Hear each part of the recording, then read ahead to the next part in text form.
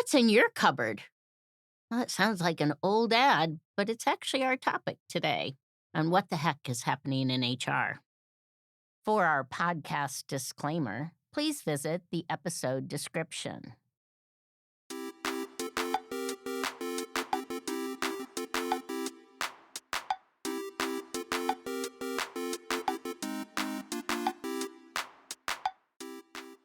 Today, in what the heck is happening in HR, it is a reflection. I've had this thought for a few months now, so I'm happy to kind of put them out here for you. And I want you to think about what's in your cupboard. So, when I started my career, my glasses, my water glasses, and my cups, my mugs were a variety. Nothing matched. Some were chipped. Some were probably left there by somebody at one point, or maybe I took it when we left from somewhere else. Maybe I grabbed the highball glass and I still had it. I mean, there were a real mixture. You could look through it and go, yeah, I worked there. That's when I was at Busch Gardens, the old country up in Williamsburg. And yeah, there we had a party at that Holiday Inn Crown Plaza once. Oh, and look, there's the margarita glass I won at Margarita Maggie's up in Maryland, which we had always had a happy hour because we didn't have any money for food. So we always ate their happy hour food on Thursdays. And they had great margarita specials. And I can name what that cupboard looked like.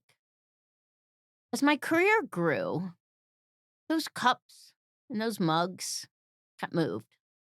Some went to Goodwill, Salvation Army.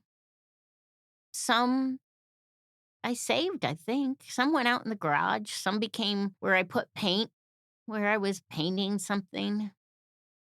And I got a dish set. All my dishes matched. And my cups matched, and my glasses matched. And they had teacups as well as coffee cups, and they all matched. And my bowls matched. Everything matched. I remember one time when my folks were visiting, my dad said, "You have so many pretty dishes and they all match." And I realized he came from a very broken home. But our home was filled with lots of love, but unmatched dishes. We had all sorts of dishes that we picked up along the way, and they didn't match. So travel with me now to today, to my cupboard. I still have the matching dishes. I'm still using those plates, and I'm still using those platters.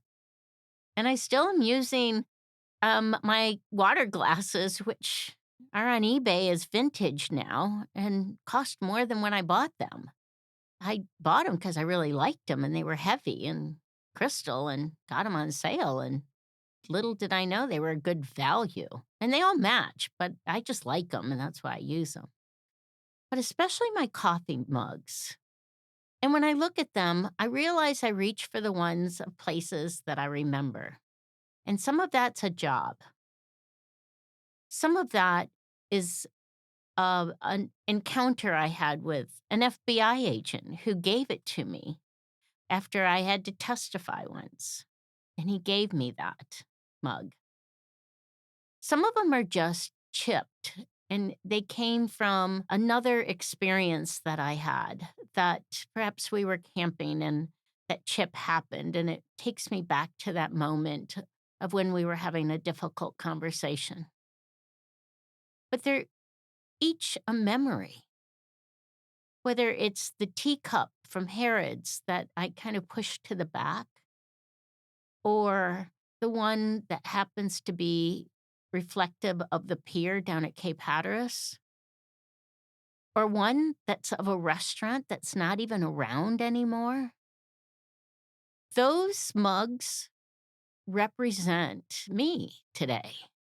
Those experiences, those schools, the education, the career, the friends, the fun times. And I don't want that to be all nice and pretty. because as my career grew and as I grew as a person, I took all those chips that came off those mugs and those cracked items, and I've carried them forward to try to be a better person, to try to be a better professional, and try to understand their perspectives as I was trying to get better. So when you look in your cupboard, don't be ashamed if your stuff doesn't match. Don't be ashamed if things just aren't the way you want them to be, because at the end of the day, it's going to be in a yard sale. You're going to want to pass it down to somebody, but you know what was valued then isn't now. Yeah, I have my great Aunt Mary's crystal and china. They're actually really small plates, which we always pull out at Thanksgiving, which makes it interesting to we have these small plates at Thanksgiving. But who's going to want all this matching stuff? Who wants Royal Dalton figurines from all across the world? Nobody.